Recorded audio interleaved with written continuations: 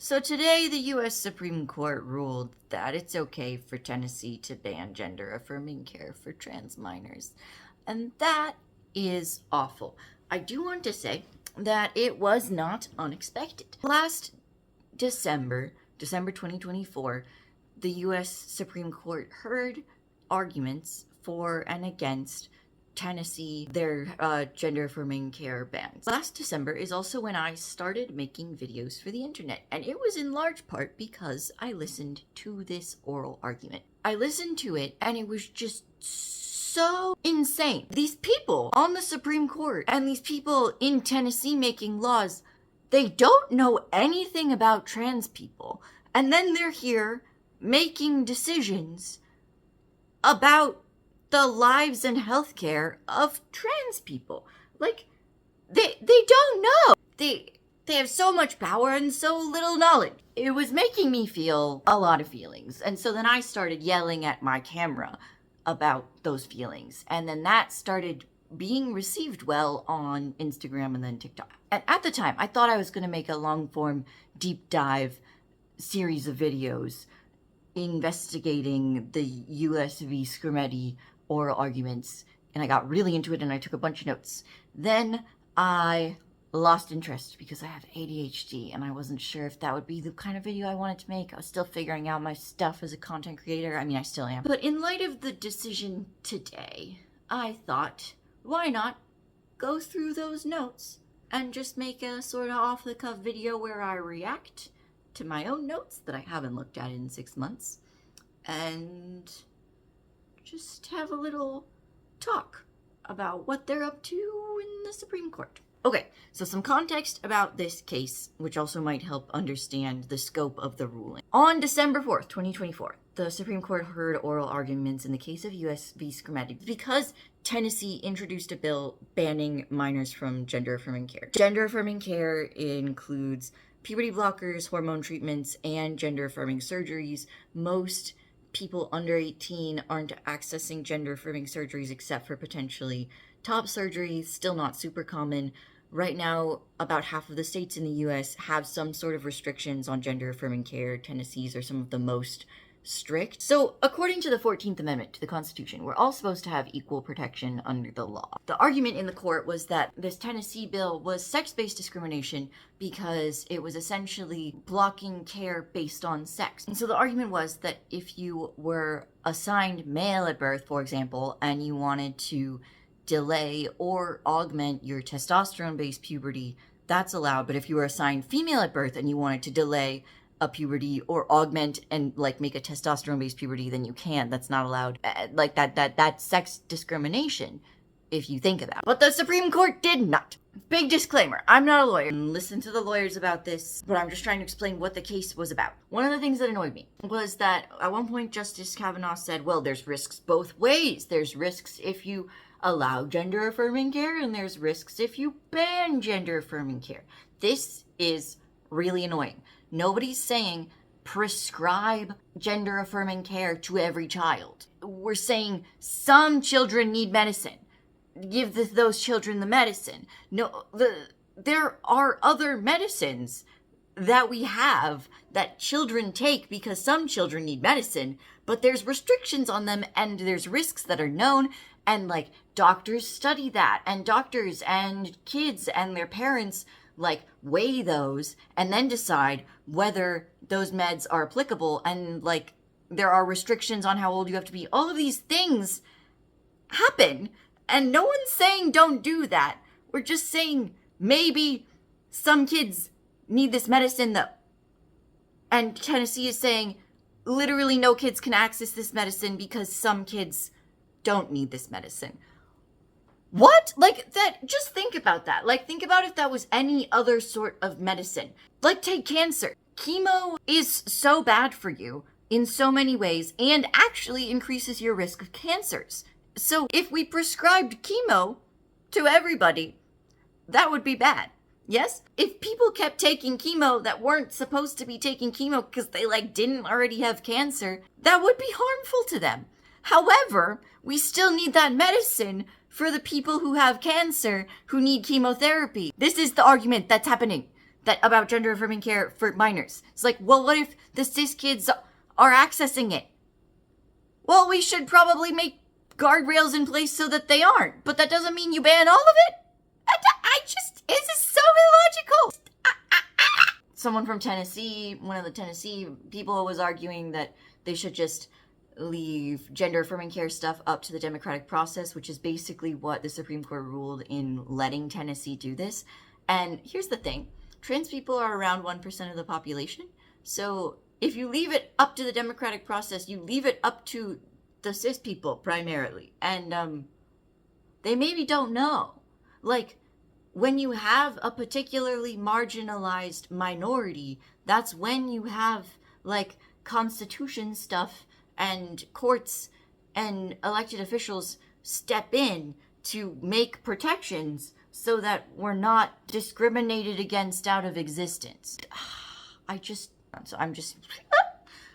Ooh, let's get to the good stuff. I was going to make a video about all of the parts where the Supreme Court justices got off topic. So let's see what that's about. Justice Alito brought up laws in Europe, as did Kavanaugh.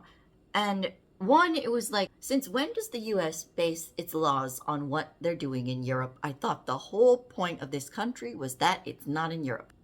Two, there's rising transphobia in Europe too. The transphobia is happening all over the place. Just because they're doing a law over there doesn't mean it's not transphobic over there.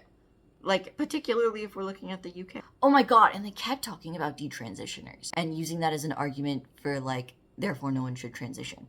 And it's just, that makes me so, For puberty blockers and hormones, they were talking about fertility issues, and it's like, puberty blockers are already a prescribed medicine for cis people that we say is, like, okay if you have precocious puberty. So that's not...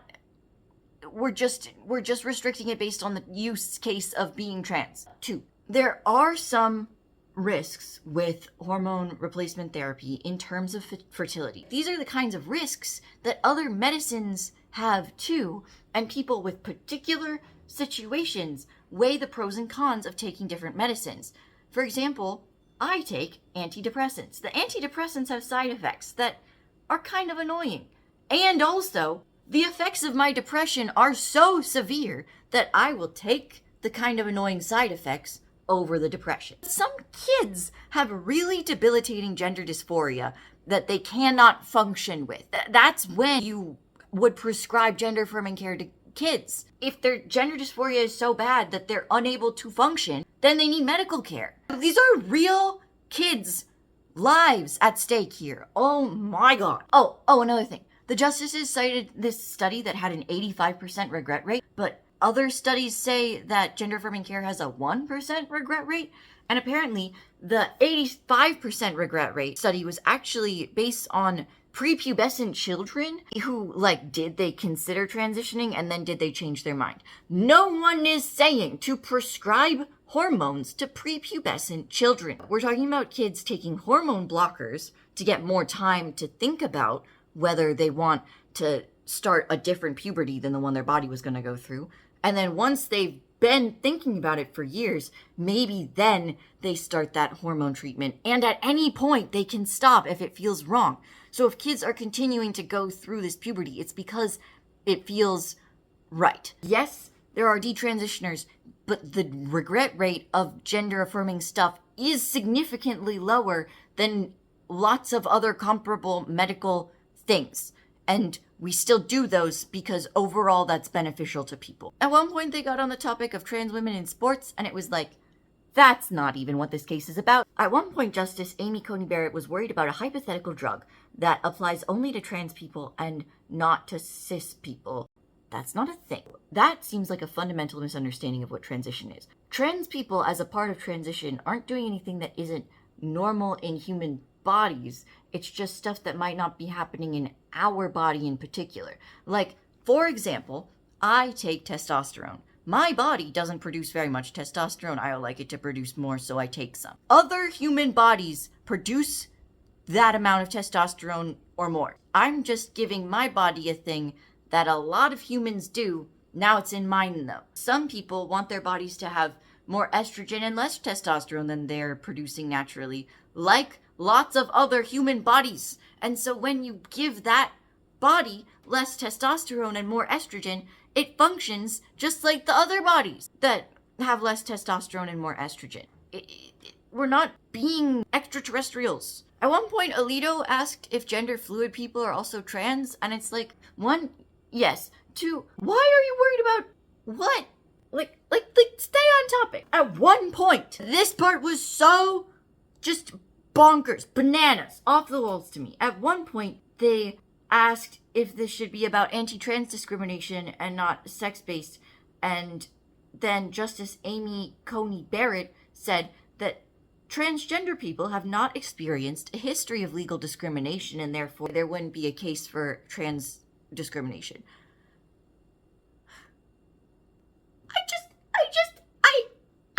So even if you haven't been looking at anything happening in the US in the last 7 years, before that, there were anti-cross-dressing laws. It was illegal and arrestable, like, to be in public wearing garments that did not match your perceived sex.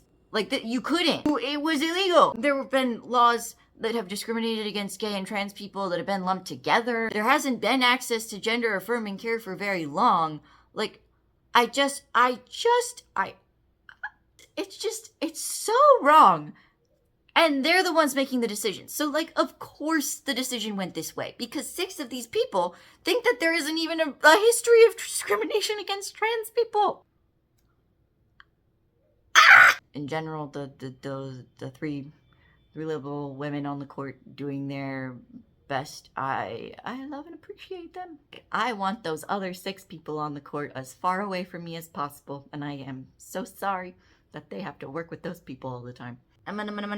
Oh my god, there was so much condescension towards Chase Strangio, who was the trans man who was arguing on behalf of the ACLU. So Chase Strangio is the first openly trans person to do any oral argument in the Supreme Court, and oh my god, like the direct transphobia that the justices just threw at him, it was infuriating to listen to. Alito, one of the terrible conservatives, raised this question of, does gender-affirming care really help with suicidality? For me, as a trans person who has struggled with that particular issue in the past, I just know from my own personal lived experience that yes, it does. And that has been the experience of, like, every trans person I know, and I know a lot of them. Gender-affirming care has made it so that I have gone from being unable to look at myself in the mirror without flinching to, like, being able to live and like myself and, like, explore who I am as a person beyond my discomfort with my own reflection. How is that not obviously so huge? At one point, Alito asked Chase if transgender status is immutable, like it can't change. And Chase answered, yes, it would, like, legally it would pass. And Alito was like, but don't some people detransition? And Chase said, yes. And then Alito said, so it's not immutable. And then they got into this really semantic debate where Alito tried to prove whether, like, transgender status is too broad or varied of a category to be protected by the U.S. Constitution. And then Chase argued that that's not correct because there's this one distinguishing characteristic of trans people, which is that we are not the gender we were assigned at birth. That is the definition, and you can protect us based on that. Brett Kavanaugh kept interrupting everybody, and I just kept asking Chase questions and wouldn't let Chase finish answering the question before interrupting with a new question. To be fair, there was a lot of interrupting in the whole thing, but, like, oof, it was annoying. Both Alito and Kavanaugh kept, like, being like, but don't some people detransition? Gotcha. This is the same for all medical care. There is regret rate. It's really small. It's the thing I was saying about chemo. It's so illogical to me. And if you really care about detransitioners, instead of saying nobody gets this gender affirming care, what we should be saying is let's, like, look better into who should get it.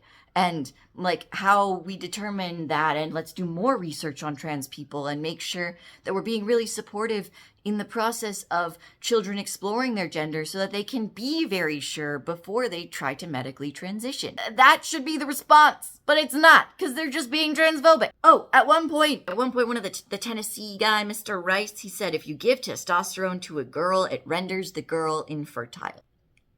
I wish this was true, but I still have to take birth control, besties. Don't take this man's contraceptive advice.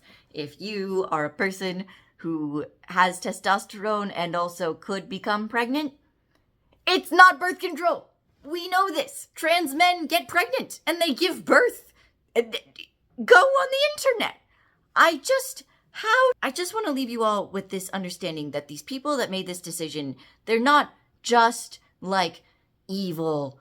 They're also like wildly uninformed. They like don't know anything. We need to think about that there are these 6 conservatives that are in this incredible position of like lifelong power that just get to make these decisions about the bodies of teens that should be made by like the teens and their parents and their doctors, like you usually do with medical decisions. And instead it's these 6 people who do not understand what being trans is.